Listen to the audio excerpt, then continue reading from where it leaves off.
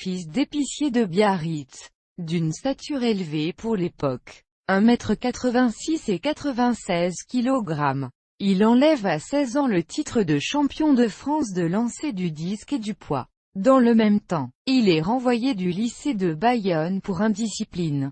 Son père l'expédie alors à Paris pour s'y former au commerce. Après 3 jours chez Félix Potin, il quitte sa place et se présente à une audition du Petit Casino où il interprète En voix de Fleurs de Paul Delmet, Les heures de Xavier Privat. Est engagé au Lapin Agile et prend le nom de scène de Guy Lormont.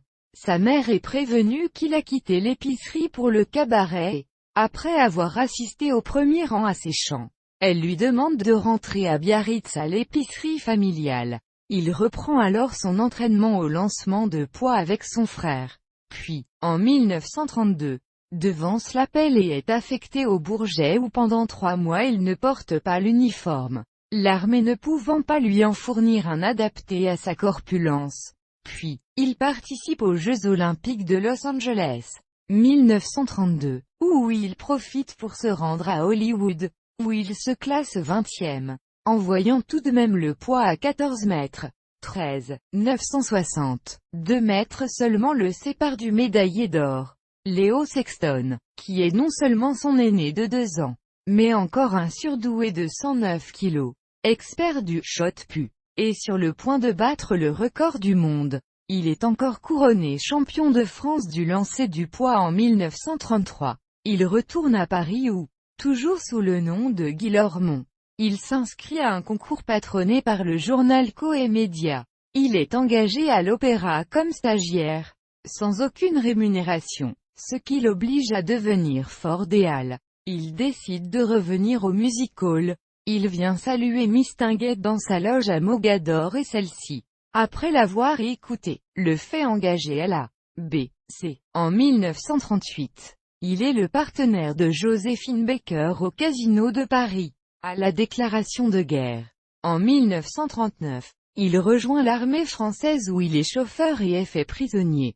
Pendant l'occupation allemande, il ouvre son propre cabaret dans le 8e, rue de Pontieux, qu'il baptise Le Cavalier, et décroche son premier rôle au cinéma dans l'âge d'or.